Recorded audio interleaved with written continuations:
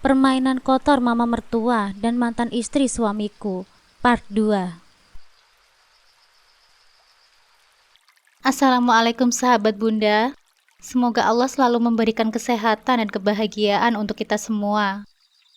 Buat sahabat Bunda yang sudah subscribe, semoga rezekinya dilancarkan ya. Amin ya robbal alamin.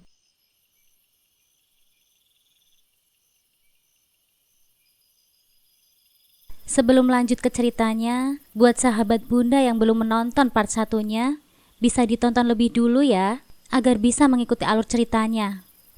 Halo, selamat siang. Apa ini dengan keluarga Pak Herlan? Suara seorang laki-laki terdengar serius di seberang. Iya Pak, saya Azizah, istrinya Pak Herlan. Jawabku dengan suara sedikit gemetar, mulai merasa ada sesuatu yang salah. Mohon maaf Bu, saya dari pihak kepolisian. Ada kabar duka, mobil yang ditumpangi oleh Pak Herlan mengalami kecelakaan dan menabrak pembatas jalan. Saat ini Pak Herlan dalam kondisi kritis di rumah sakit, katanya. Suaranya penuh empati. Innalillahi, Pak, saya minta alamat rumah sakitnya, biar saya segera ke sana, kataku sambil berusaha menahan tangis. Baik Bu, nanti alamat rumah sakitnya akan saya kirim, jawab polisi itu sebelum menutup telepon. Telepon itu datang seperti petir di siang bolong, mengguncangkan hatiku hingga tak tahu harus berbuat apa. Tanganku gemetar, perasaan panik dan khawatir langsung menyelimuti seluruh tubuhku. Aku segera bersiap-siap untuk pergi ke rumah sakit. Namun ketika aku hampir mencapai pintu keluar, langkahku dihalangi oleh Nyonya Ratna, mamanya Herlan. Tatapannya begitu dingin, penuh dengan ketidakpedulian. Mau apa kamu? Tanyanya dengan sinis. Suaranya seperti menyimpan kebencian yang tak pernah surut. Bu, Mas Herlan kecelakaan Bu, dan kondisinya sekarang kritis Bu, jawabku dengan suara terisak. Lalu kamu mau apa? Mau ke rumah sakit? Enak sekali ya kamu, suaranya dengan nada menghina. Saya ingin menemuinya Bu, saya kan istrinya, dia butuh saya, jawabku, memohon pengertian. Nyonya Ratna tertawa kecil, penuh dengan kebencian. Herlan kecelakaan karena kamu. Kamu itu pembawa sial. Sejak menikah dengannya, hidup Herlan jadi kacau. Sekarang dia kecelakaan gara-gara kamu. Sudahlah, pulang saja kamu ke kampung. Herlan akan lebih baik tanpa kamu. Tapi Bu, saya... Belum sempat aku menyelesaikan kalimatku, Nyonya Ratna memotong dengan suara keras. Tidak ada tapi-tapian. Kamu ikuti saja apa yang aku katakan. Pergi kamu dari sini sekarang. Aku hanya bisa menahan air mata. Rasanya seperti ditikam berulang kali. Bukan hanya oleh kata-kata Nyonya Ratna, tetapi juga karena kenyataan bahwa suamiku sedang berjuang hidup di rumah sakit. Aku justru diusir oleh ibu mertuaku sendiri. Dengan hati yang hancur, aku terpaksa pulang ke desa tanpa bisa melihat Herlan. Beberapa hari kemudian, aku mendengar kabar bahwa Nyonya Ratna dan Friska, mantan istri Herlan, pergi ke rumah sakit. Seolah Friska masih memiliki hak, seolah aku tidak pernah ada di dalam hidup Herlan. Nyonya Ratna jelas-jelas membawa Friska dengan satu tujuan, agar Herlan kembali padanya. Setelah melalui masa kritis yang panjang, Herlan akhirnya sadar, dan di saat itulah Friska mulai menjalankan tipu muslihatnya. Setiap hari, ia datang ke rumah sakit, menunjukkan perhatian palsu kepada Herlan. Dengan gaya yang memikat dan perhatian yang berlebihan, ia mencoba merebut hati Herlan kembali, seolah-olah dia adalah penyelamat di saat-saat sulit. Nyonya Ratna pun tak henti-hentinya memuji Friska di depan Herlan, menjelekkan diriku yang menghilang entah kemana katanya. Mereka sama-sama menyusun skenario yang membuatku seolah-olah tidak peduli pada suamiku di saat dia membutuhkan dukungan. Padahal aku diusir, disingkirkan, bahkan dihalangi untuk bertemu dengan suamiku sendiri. Suatu hari, Herlan akhirnya menghubungiku. Suaranya penuh kemarahan dan kebingungan. Azizah, kamu di mana? Kenapa kamu tidak datang ke rumah sakit? Mama bilang kalau kamu pulang ke desa tanpa kabar. Friska ada di sini setiap hari untuk menemaniku, dan sementara kamu ada di mana? Aku terdiam, tidak tahu harus berkata apa. Kebenaran terasa begitu pahit. Mas, aku tidak bisa ke sana, Mas. Mamamu... Suaraku berhenti. Aku tidak tahu bagaimana menjelaskan semuanya. Nyonya Ratna sudah begitu lihai menutup jalan bagiku untuk mendekat. Herlan semakin marah. Kamu bahkan tidak peduli aku hampir mati. Dan kamu malah meninggalkanku. Friska ada di sini. Dia peduli padaku. Tapi kamu... Hatiku tersayat mendengar kemarahan itu. Aku ingin menjelaskan semuanya. Tetapi Herlan tidak memberikan kesempatan. Dia sudah terpengaruh oleh tipu daya mamanya dan Friska. Dan aku semakin tenggelam dalam ketidakberdayaan. Di rumah sakit, Nyonya Ratna terus menekan Herlan untuk berpikir bahwa aku tak layak untuknya. Bahwa aku hanyalah seorang pengganggu dalam hidup mereka. Dan Friska adalah satu-satunya yang pantas mendampinginya. Hari demi hari, aku dipinggirkan, diabaikan, dan perlahan tapi pasti, Friska mulai mengisi ruang yang seharusnya menjadi milikku. Sementara aku di desa, hanya bisa menangis dalam kesepian, menunggu suamiku kembali mengenalku, menunggu keajaiban yang mungkin tidak akan pernah datang.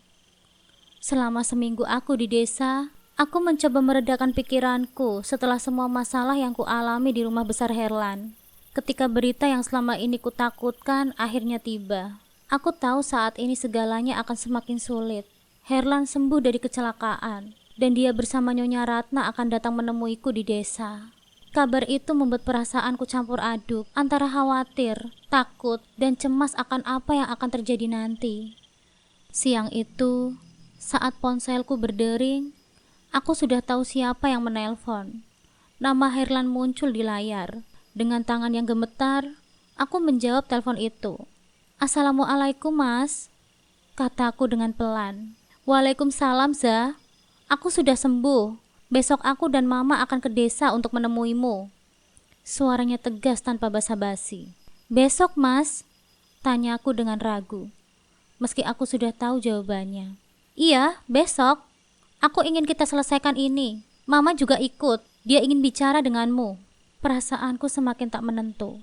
Herlan terdengar tegas, tapi ada nada dingin dalam suaranya. Aku tahu ini bukan pertanda baik. Baik mas, aku akan menunggumu, jawabku sambil menelan ludah. Aku tidak bisa mengelak dari pertemuan ini, meskipun bayangan akan apa yang bakal terjadi terus menghantuiku sepanjang malam. Pagi harinya, aku berdiri di depan rumah, menanti kedatangan mereka. Dari kejauhan, terlihat mobil mewah hitam meluncur perlahan mendekati halaman rumahku. Degup jantungku semakin kencang. Mobil itu berhenti dan Herlan turun lebih dulu, disusul oleh Nyonya Ratna. Wajah Herlan terlihat datar, namun aku bisa merasakan amarah yang ia tahan. Di belakangnya, Nyonya Ratna berjalan dengan angkuh, seperti biasa. Azizah, panggil Herlan singkat. Aku mendekat dengan langkah hati-hati. Selamat datang mas, bu. Sapaku, mencoba terdengar tenang meski di dalam dadaku ada badai yang berkecamuk. Nyonya Ratna tidak menjawab, hanya menatapku dengan pandangan merendahkan seperti biasa. Tanpa ada basa-basi, Herlan langsung berkata, kita perlu bicara di dalam. Aku mengangguk lemah, lalu mempersilahkan mereka masuk ke dalam rumah. Kami duduk di ruang tamu, suasana yang sangat tegang menyelimuti. Aku duduk berhadapan dengan mereka berdua, mencoba tetap tenang. Herlan memandangku dengan tatapan tajam. Azizah, aku ingin penjelasanmu sekarang. Kenapa kamu menghilang setelah kecelakaan itu? Kenapa kamu tidak pernah datang menemaniku? Apa kamu benar-benar tidak peduli lagi pada suamimu yang hampir mati? Suaranya terdengar sangat dingin, penuh dengan tuduhan yang menyakitkan. Dadaku sesak mendengar tuduhan itu.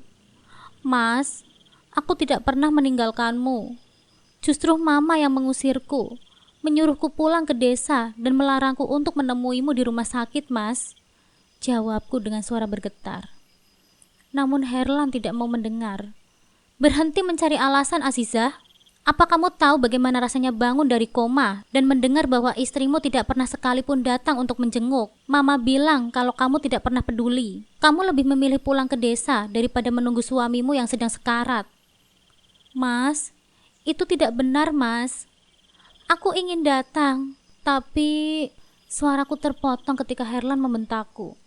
Jangan bohong kamu, Azizah. Semua orang di rumah bilang hal yang sama. Mama yang merawatku setiap hari, sementara kamu malah kabur ke desa. Herlan berdiri dari kursinya. Suaranya semakin meninggi. Kamu ini istri macam apa? Bahkan Friska justru lebih perhatian daripada kamu. Hatiku terasa ditusuk mendengar nama Friska disebut. Air mataku mulai mengalir tanpa bisa kutahan lagi. Mas, aku diusir oleh mama, Mas. Dia memaksaku pulang. Setiap hari aku ingin ke rumah sakit, Mas. Tapi mama bilang kalau aku tidak diinginkan di sana, Mas. Mama bahkan membawa Friska ke sana untuk merawatmu. Nyonya Ratna yang sejak tadi diam, kini tersenyum tipis.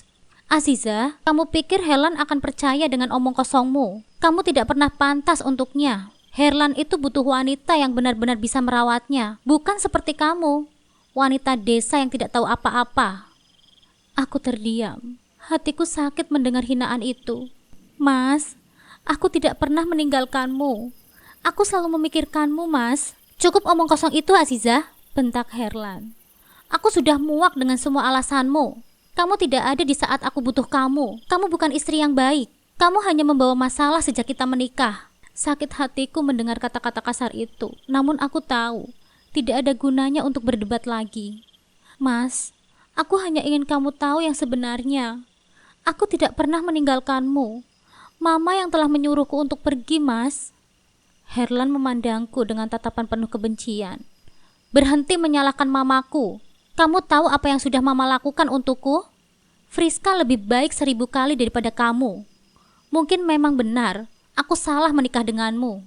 Aku menatap Herlan dengan air mata mengalir. Mas, kamu benar-benar akan percaya pada Friska dan mama tanpa mendengarkan aku sedikit pun? Herlan tak menjawab, namun kemarahannya semakin memuncak. Kamu bukan istri yang kuinginkan. Mama ada benarnya. Kamu hanya membawa kesialan. Nyonya Ratna berdiri di samping Herlan, menambahkan dengan suara lembut yang mematikan. Herlan, kamu tahu kan siapa yang benar di sini? Aziza hanya membuat hidupmu lebih sulit. Sudah saatnya kamu membuat keputusan, Herlan. Nyonya Ratna berhasil mempengaruhi Herlan sepenuhnya. Herlan yang kukenal kini mulai hilang di depan mataku, digantikan oleh amarah dan kebencian yang ditanamkan oleh mamanya. Ketika Herlan berbalik dan berjalan menuju pintu, aku hanya bisa menatapnya dengan perasaan hancur. Namun sebelum Herlan pergi, aku berhasil berkata pelan, Mas, kalau kamu tetap ingin pergi, setidaknya dengarkan satu hal, Mas. Kecelakaanmu, semua ini bukan karena aku. Aku tidak pernah ingin menyakitimu, Mas. Herlan berhenti sejenak di ambang pintu, tetapi tak menoleh. Sudah cukup, Zah. Aku tidak mau mendengarnya lagi. Dia keluar bersama Nyonya Ratna, meninggalkanku sendirian di ruang tamu yang hening. Aku tahu, setelah ini semuanya akan berubah. Waktu berjalan lambat saat aku menatap punggung mereka menghilang. Dan untuk pertama kalinya, aku merasa betapa jauhnya Herlan dariku. Herlan keluar dari rumahku dengan langkah terburu-buru, masih dikuasai oleh amarah yang meledak-ledak. Aku hanya bisa menatap punggungnya yang menjauh. Tubuhnya kaku dan penuh kebencian. Nyonya Ratna menyusulnya dengan angkuh. Sesekali menoleh ke arahku dengan pandangan merendahkan, seolah mengatakan bahwa dia telah menang. Mobil hitam itu menghilang di ujung jalan desa, meninggalkan debu yang berterbangan. Hatiku terasa hancur berkeping-keping. Aku hanya bisa berdiri terpaku, mencoba memahami apa yang baru saja terjadi. Herlan suamiku, pria yang dulu begitu kucintai, kini penuh dengan kebencian terhadapku. Dan semua ini karena hasutan ibunya. Langit yang tadinya cerah mulai mendung. Seakan alam turut merasakan kegelisahanku. Aku tahu Herlan tidak dalam keadaan yang baik. Amarah bisa membuat orang kehilangan akal sehat. Dan Herlan, dengan emosinya yang meluap-luap, telah memilih untuk pergi begitu saja. Tak lama setelah itu, suara deru mesin mobil yang melaju cepat memecahkan kesunyian desa. Warga desa yang duduk-duduk di warung mulai memperhatikan mobil hitam yang dipacu dengan kecepatan tinggi itu. Di tengah perjalanan, entah bagaimana, sesuatu terjadi. Mungkin karena kemarahan yang membutakan, atau mungkin juga karena keadaan jalan yang licin setelah hujan semalam. Mobil Herlan tiba-tiba oleng. Warga yang melihat kejadian itu berteriak panik ketika mobil itu menghantam pembatas jalan dengan keras. Brak, dentuman keras menghentikan langkahku. Aku menoleh dengan cepat. Mataku membelalak melihat asap tipis yang mulai mengepul dari kejauhan. Suara kecelakaan itu menggema di seluruh desa, membuat semua orang terkejut. "Azizah! Azizah!" teriak seorang warga yang berlari ke arahku dengan nafas terengah-engah. "Mobil suamimu, dia kecelakaan di dekat tikungan."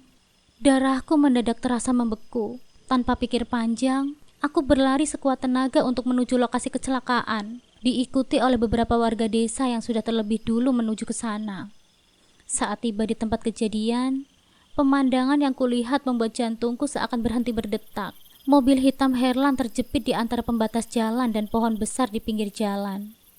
Bagian depannya ringsek parah. Kaca pecah berhamburan di tanah. Herlan terlihat keluar dari mobil, terpincang-pincang dengan wajah yang penuh luka, tapi masih sadar. Warga langsung membantunya keluar dari mobil yang remuk itu. Namun tatapanku terpaku pada satu sosok di kursi penumpang. Nyonya Ratna. Tubuhnya terkulai lemas, darah mengalir dari dahi yang terluka parah. Dia nampak tidak sadarkan diri, dan nafasnya sangat lemah. "Mas Herlan, Nyonya Ratna!" teriakku sambil berlari mendekati mereka.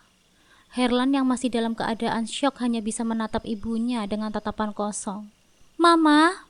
bisiknya dengan pelan. Tangannya gemetar ketika dia mencoba menyentuh wajah Nyonya Ratna yang berlumuran darah. Warga desa segera membantu mengeluarkan Nyonya Ratna dari mobil itu, menidurkannya di pinggir jalan. Seorang warga lain bergegas menelpon ambulan.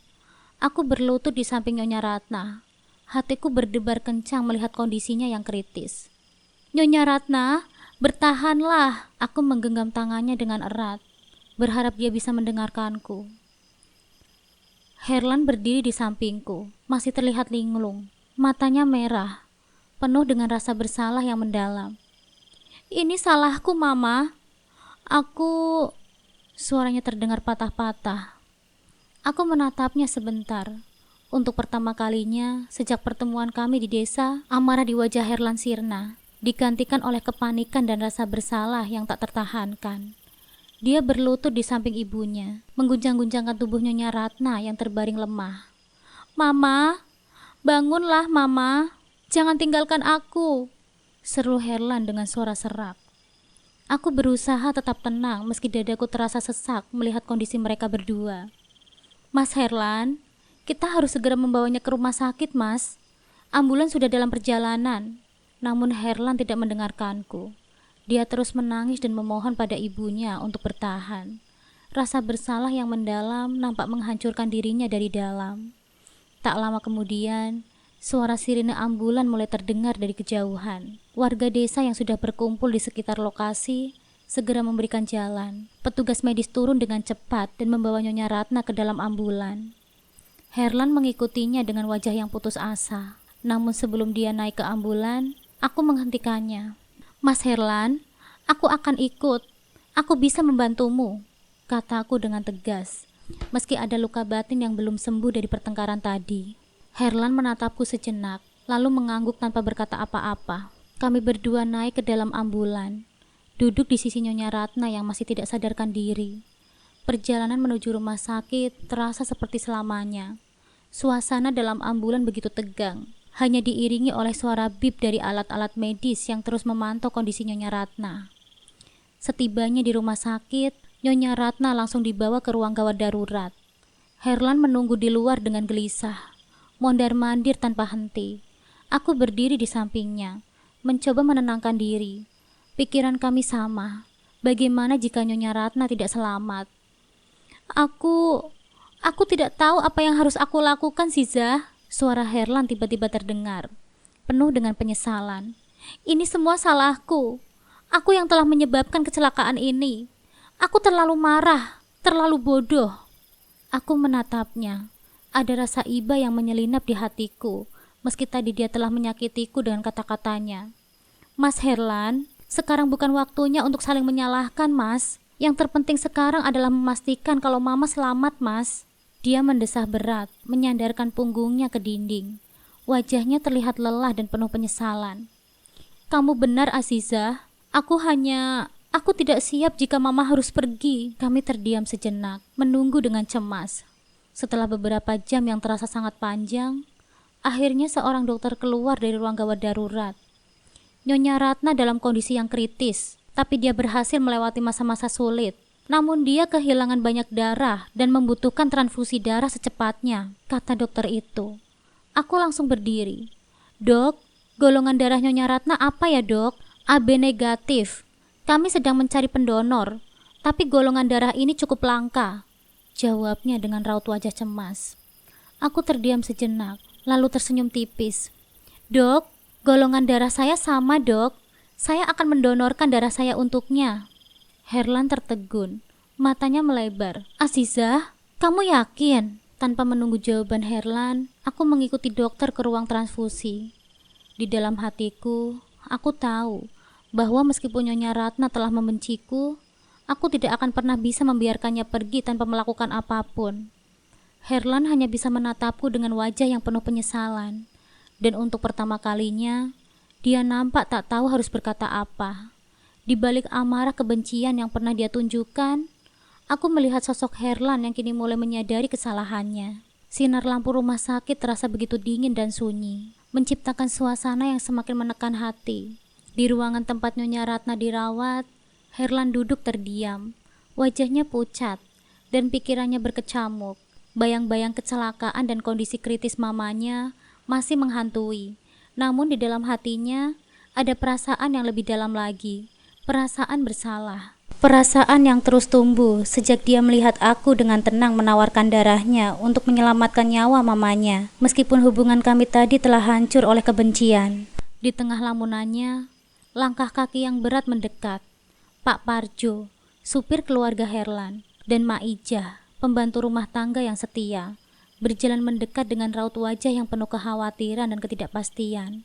Mereka berdua saling bertukar pandang sebelum akhirnya Mak Ijah mengambil inisiatif untuk berbicara. Mas Herlan, suara lembut Mak Ijah memecahkan keheningan. Ada yang perlu kami sampaikan, nak? Herlan mendongak, pandangannya masih bingung dan lelah. Apa? Apa yang terjadi, Mak? Tanyanya dengan suara serak, masih dipenuhi kecemasan tentang kondisi Nyonya Ratna. Pak Parjo yang biasanya diam dan hanya melayani tugasnya, kali ini terlihat lebih serius dari biasanya. Maaf sebelumnya Mas Herlan, kami tahu ini bukan waktu yang tepat. Tapi kami tidak bisa terus diam. Kami harus bicara soal mamanya Mas Herlan dan soal Mbak Azizah. Herlan menatap keduanya, merasa ada yang aneh dengan nada suara mereka. Apa maksud kalian? Tanya Herlan, keningnya berkerut. Mak Ijah menarik nafas dalam-dalam. Suaranya sedikit gemetar saat mulai berbicara. Selama ini, kami melihat semuanya, Mas. Kami menyaksikan bagaimana Nyonya Ratna selalu mencoba menjauhkan Mas Herlan dari Mbak Azizah. Nyonya Ratna seringkali menjelek-jelekan Mbak Azizah di belakang Mas Herlan, bahkan membujuk Friska untuk datang ke rumah dan menghina Mbak Azizah, Mas. Herlan terperangah, tak percaya dengan apa yang baru saja dia dengar. Apa maksudmu, Mak Ijah? Friska? Mengapa ibu mengundang Friska? Pak Parjo mengangguk perlahan. Betul, Mas. Nyonya Ratna sering mengundang Friska ke rumah tanpa sepengetahuan Mas. Setiap kali Mas Herlan tidak ada, mereka berdua berbicara dan bersekongkol untuk membuat Mbak Azizah merasa tidak berharga. Saya sendiri beberapa kali mendengar Friska menghina Mbak Azizah di depan Nyonya Ratna, dan Nyonya Ratna hanya diam atau bahkan mendukung kata-katanya. Herlan terdiam, matanya mulai basah, dadanya sesak mendengar kenyataan pahit ini. Tapi, kenapa? Kenapa Mama melakukan ini? Mak Ijah menggeleng pelan. Saya juga tidak tahu, Mas. Mungkin karena ibu tidak pernah benar-benar menerima Mbak Azizah sebagai menantunya. Selama ini, Nyonya Ratna merasa bahwa Mbak Azizah tidak pantas untuk Mas Herlan. Nyonya lebih suka pada Friska yang kaya raya dan dari keluarga yang terpandang. Herlan terhenyak, merasakan jantungnya berdetak lebih cepat. Semua ucapan Friska yang meremehkan Azizah selama ini mulai teringat kembali. Jadi semua yang dikatakan Friska tentang Azizah, semua penghinaan itu hanya untuk membuatku membenci istriku. Pak Parjo dan Mak Ijah hanya bisa mengangguk dalam keheningan. Herlan berdiri dengan gelisah. Tangannya gemetar. Semua yang selama ini dia percayai runtuh seketika. Kata-kata kasar yang dia ucapkan kepada Aziza saat berdebat tadi bergema di benaknya. Aku salah, ucapnya perlahan. Suaranya hampir tidak terdengar. Aku telah membiarkan Mama dan Friska menghancurkan rumah tanggaku. Dan aku yang menghancurkan hati Aziza. Pak Parjo menundukkan kepalanya. Suaranya lembut namun tegas. Mas Herlan, Mbak Aziza selalu mencoba bersabar. Dia tidak pernah mengeluh, meski seringkali diperlakukan tidak adil. Dia mencintai Mas Herlan dengan sepenuh hati, tapi Nyonya Ratna selalu keras padanya. Herlan merasakan kepedihan yang mendalam. Kenyataan yang begitu menyakitkan baginya. Selama ini, dia terlalu buta oleh hasutan ibunya, terlalu mudah termakan oleh kebohongan. Rasa penyesalan yang mendalam menghantamnya seperti gelombang besar. Matanya kembali basah oleh air mata yang tak bisa dia tahan. Kami ingin Mas tahu semuanya, karena selama ini kami tidak bisa bicara apa-apa. Nyonya Ratna selalu berkuasa di rumah, dan kami takut dipecat kalau berani mengatakan sesuatu. Pak Parjo menambahkan. Herlan terisak, punggungnya membungkuk. Semua beban yang dia bawa selama ini terasa semakin berat, terutama ketika dia menyadari bahwa orang yang paling dia sakiti adalah istrinya sendiri, orang yang selama ini selalu ada untuknya. Aku bodoh, gumam Herlan. Suaranya terdengar hampa. Aku sudah begitu bodoh, percaya pada kebohongan, dan membiarkan orang-orang yang seharusnya tidak ada di dalam hidupku masuk dan menghancurkan semuanya. Maijah menyeka air matanya yang mulai jatuh. Mas Herlan, Mbak Aziza tidak pernah menginginkan hal buruk terjadi, Mas. Bahkan saat Mas Herlan tadi kecelakaan, dia langsung berlari membantu dan mendonorkan darahnya untuk Nyonya Ratna. Mbak Aziza masih sangat peduli, Mas, meskipun selama ini dia disakiti. Kata-kata Maijah membuat Herlan semakin terpuruk. Dia tersadar betapa besar cinta dan pengorbanan yang telah diberikan oleh Aziza, dan betapa dia telah membalasnya dengan kemarahan dan kebencian yang tak berdasar.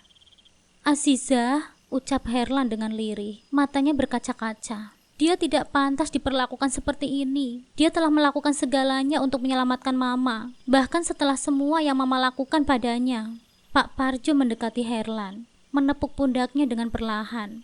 Mas Herlan, Mbak Aziza adalah wanita yang kuat dan penuh kasih sayang. Mas masih bisa memperbaiki semuanya. Selama dia masih di sini, Mas punya kesempatan untuk meminta maaf dan mulai kembali padanya. Herlan mengangguk pelan. Meskipun hatinya dipenuhi dengan rasa bersalah yang tak tertahankan. Dia merasa hancur oleh semua kesalahan yang telah dia buat. Namun di dalam hatinya, dia tahu bahwa ini adalah saatnya untuk berubah. Ini adalah saatnya untuk memperbaiki kesalahannya. Dan yang pertama harus dia lakukan adalah meminta maaf kepada orang yang selama ini paling dia sakiti, Aziza. Setelah berjam-jam menunggu dengan kecemasan yang menyesakkan, akhirnya dokter keluar dari ruang operasi.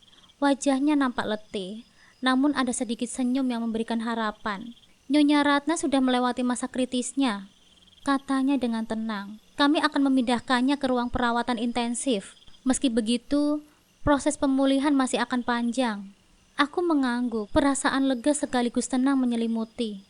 Di dalam hatiku, ada keraguan besar, apakah Nyonya Ratna akan tetap memandangku dengan cara yang seperti sebelumnya. Seorang wanita yang tidak pernah layak untuk putranya. Namun di sisi lain, aku tak bisa memungkiri bahwa tindakanku mendonorkan darah untuknya adalah wujud dari rasa kemanusiaan yang tak terbantahkan. Aku hanya ingin menyelamatkan nyawanya, apapun konsekuensinya nanti.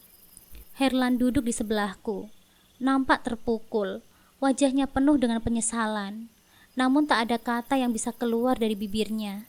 Waktu terasa berjalan lambat, hingga akhirnya kami diperbolehkan masuk untuk melihat Nyonya Ratna. Aku melangkah pelan memasuki ruang perawatan intensif. Jantungku berdebar keras. Herlan ada di sampingku. Matanya tak pernah lepas dari tubuh lemah ibunya yang terbaring di ranjang rumah sakit. Saat kami mendekat, Nyonya Ratna mulai membuka matanya perlahan. Dia terlihat begitu lemah, namun ada sesuatu di tatapan matanya yang terasa berbeda. Sejenak dia memandangku, lalu kepada Herlan, seolah mencoba mengingat apa yang terjadi. Mama, suara Herlan bergetar saat memanggilnya, mencoba menahan emosinya. Mama sudah siuman. Nyonya Ratna menatap putranya dengan mata yang mulai berair. Perlahan-lahan, wajahnya berubah. Dari kebingungan menjadi kesedihan yang mendalam.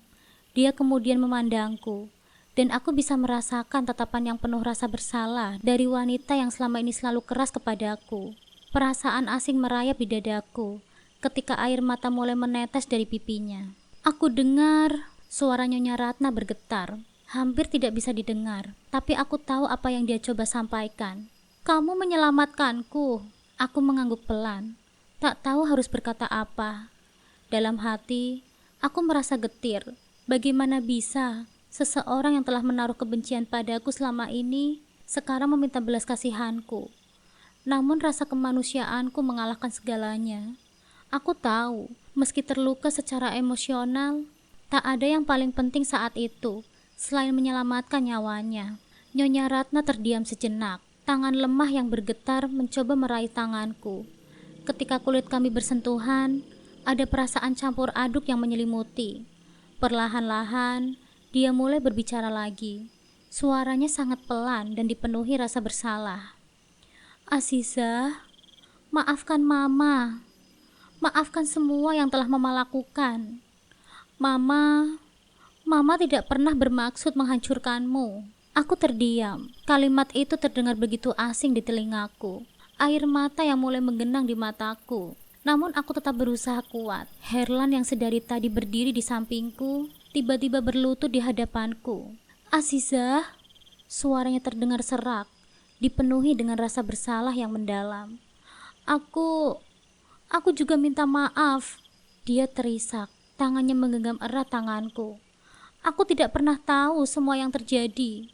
Semua yang kulakukan padamu, aku bersalah. Aku terlalu mendengarkan mereka tanpa mendengarkanmu. Aku melihat Herlan menangis dengan tulus. Air matanya jatuh membasahi lantai. Ini adalah momen yang tak pernah aku duga. Herlan suamiku akhirnya menyadari segala kesalahan yang telah dia buat selama ini. Rasa sakit yang aku rasakan setiap kali dia menyalahkanku, setiap kali dia mempercayai kebohongan yang dibuat oleh ibunya dan Friska, kini perlahan-lahan digantikan dengan rasa lega. Namun di sisi lain, rasa perih dari luka yang telah lama disimpan masih belum sepenuhnya hilang. Nyonya Ratna yang masih lemah berbicara lagi, kali ini dengan lebih banyak air mata yang mengalir di pipinya. Aku hanya ingin yang terbaik untuk Herlan, tapi ternyata aku malah menghancurkan segalanya. Maafkan Mama, Azizah. Maafkan Mama. Aku memandangnya dengan hati yang bergejolak. Di satu sisi, aku merasa semua ini adalah keadilan yang tertunda. Permintaan maaf yang seharusnya sudah datang sejak lama. Namun di sisi lain, rasa kemanusiaanku masih mengalahkan amarah. Melihat Nyonya Ratna dalam keadaan seperti ini, melihat Herlan yang kini dipenuhi dengan penyesalan, aku tahu bahwa dendam tidak akan membawaku kemana-mana. Aku menarik nafas dalam-dalam, berusaha menenangkan diriku. Mama, Mas Herlan, aku berbicara dengan pelan, mencoba mengumpulkan kekuatan. Aku menerima permintaan maaf kalian. Aku sudah lama menunggu saat ini, tapi yang paling penting sekarang adalah kita semua bisa memulai dari awal. Herlan menangis semakin keras, suaranya pecah. Terima kasih Azizah. Terima kasih. Aku tidak akan pernah melupakan apa yang kamu lakukan untuk Mama dan untukku. Nyonya Ratna kembali terisak, namun kali ini air matanya adalah air mata penyesalan yang dalam. Kamu adalah wanita yang lebih kuat dari yang pernah aku kira. Mama sungguh menyesal. Aku hanya bisa tersenyum kecil, meski air mata tetap mengalir di pipiku. Ma, yang sudah terjadi biarlah terjadi, Ma. Mari kita coba memperbaiki semuanya. Di saat itu, aku merasa ada beban besar yang akhirnya terangkat dari bahuku.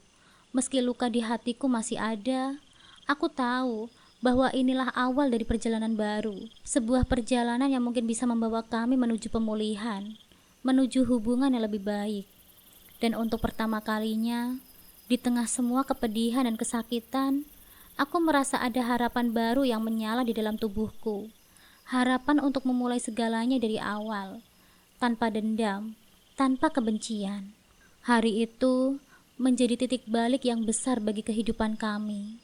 Setelah sekian lama hidup dalam bayang-bayang kebencian, manipulasi, dan salah paham, akhirnya ada ruang untuk harapan. Langit di luar rumah sakit terasa lebih cerah, meski matahari mulai tenggelam. Aku, Herlan, dan Nyonya Ratna duduk di ruang perawatan dalam keheningan yang penuh makna. Herlan tidak pernah melepaskan genggaman tanganku sejak permintaan maaf diucapkan. Wajahnya yang dulu kaku kini dipenuhi dengan penyesalan dan keinginan yang tulus untuk memperbaiki semuanya. Untuk pertama kalinya, aku merasa dia benar-benar ada untukku, bukan hanya sebagai seorang istri yang terikat dalam pernikahan, tetapi sebagai pasangan hidup yang ingin membangun hubungan dengan sungguh-sungguh. Kita mulai dari awal lagi ya sayang, bisik Herlan. Suaranya serak namun penuh harap. Aku menatap matanya yang basah oleh air mata, merasakan kejujuran dalam kata-katanya. Iya, kita mulai dari awal Mas Herlan, tapi ini tidak akan mudah Mas. Semua ini butuh waktu, jawabku dengan lembut namun tegas. Herlan mengangguk, menyadari bahwa proses pemulihan bukanlah hal yang instan. Aku siap, aku akan buktikan padamu bahwa aku bisa berubah, katanya dengan nada yang lebih yakin. Nyonya Ratna yang selama ini selalu menjadi sosok antagonis dalam hidupku, kini nampak jauh berbeda. Wajahnya yang dulu dingin dan penuh ketegangan, kini tampak lebih lembut. Walaupun tubuhnya masih lemah setelah kecelakaan dan operasi, ada semangat baru di dalam dirinya. Dia menatapku dengan mata yang berkaca-kaca, seolah ingin menyampaikan lebih banyak dari yang bisa diucapkannya. Mama tahu, tidak mudah memaafkan Mama Aziza, ucap Nyonya Ratna dengan suara hampir tidak terdengar, tetapi penuh rasa bersalah. Mama sudah terlalu lama hidup dalam prasangka. Mama hanya ingin melindungi Herlan, tapi Mama lupa bahwa dia membutuhkanmu lebih dari yang Mama akui. Maafkan Mama atas semua yang telah terjadi. Aku tersenyum kecil, mencoba menahan rasa haru yang meluap di dalam dadaku. Saya mengerti, Ma. Yang penting sekarang, kita semua bisa belajar dari kesalahan dan mencoba memperbaikinya bersama. Kita semua pantas untuk memulai lembaran baru. Hari-hari setelah pertemuan itu penuh dengan pelajaran dan refleksi. Herlan yang dulu sering terpancing emosi dan terlalu bergantung pada mamanya, kini mulai belajar untuk mengambil keputusan sendiri. Dia mulai melihatku sebagai partner, bukan lagi seseorang yang harus dibuktikan kesalahannya. Kami memutuskan untuk tinggal di rumah kecil di pinggiran desa, jauh dari hiruk-pikuk kota dan segala drama yang dulu melingkupi hidup kami. Nyonya Ratna yang perlahan pulih dari cederanya juga mulai berubah. Dia sering mengunjungi kami, bukan lagi dengan sikap yang menghakimi, tetapi dengan niat untuk lebih memahami kehidupan kami. Hubungan kami tidak serta-merta berubah sempurna. Ada hari-hari di mana kami masih saling canggung, tetapi ada juga momen-momen di mana aku bisa melihat bahwa dia sungguh-sungguh mencoba untuk menerima dan menghargai kehadiranku dalam kehidupan Herlan. Aziza, apa kamu keberatan kalau Mama datang besok membawa makan siang untuk kita semua? Tanyanya suatu sore, sesuatu yang dulu tidak pernah terbayangkan. Aku tersenyum dan mengangguk, senang melihat usaha yang dia lakukan. Waktu berjalan, dan perlahan-lahan rumah tangga kami mulai menemukan ritmenya sendiri. Setiap hari adalah kesempatan baru untuk memperbaiki hubungan, baik antara aku dan Herlan, maupun dengan Nyonya Ratna. Ada banyak luka yang masih perlu disembuhkan, bahkan kata yang masih harus diucapkan. Tetapi kami bergerak maju. Aku tidak ingin merasa sendiri, dan Herlan kini benar-benar menjadi suami yang bisa kuandalkan. Hari itu, di sebuah sore yang tenang, kami bertiga duduk di teras rumah, memandangi hamparan sawah yang menghijau di depan mata. Angin sore berhembus lembut, membawa kesejukan yang menenangkan. Herlan menggenggam tanganku dengan erat, sementara Nyonya Ratna duduk di sebelahnya. Sesekali tersenyum kecil ke arah kami. Aku masih ingat saat pertama kali datang ke desa ini, kata Herlan tiba-tiba, memecahkan keheningan. Aku datang dengan marah, penuh dengan prasangka.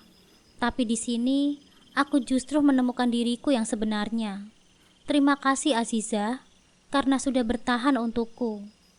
Aku menatapnya, dan dengan senyum yang tulus, Aku menjawab, aku juga berterima kasih karena kamu mau berubah, Mas Herlan. Kita masih punya banyak waktu untuk membuktikan segalanya bersama-sama. Nyonya Ratna yang biasanya hanya diam dalam percakapan seperti ini, menambahkan dengan suara pelan namun mantap. Dan Mama akan memastikan untuk menjadi bagian dari perjalanan baru ini. Mama ingin memperbaiki semuanya bersama kalian. Kami bertiga terdiam, menikmati momen kebersamaan yang terasa begitu berarti. Di tengah semua yang pernah terjadi, Mama menyadari bahwa kami telah menemukan sesuatu yang lebih kuat dari sekedar pengampunan. Kami menemukan kesempatan untuk benar-benar memulai dari awal. Sebuah awal baru yang dipenuhi dengan harapan, kasih sayang, dan komitmen untuk menjadi keluarga yang lebih baik.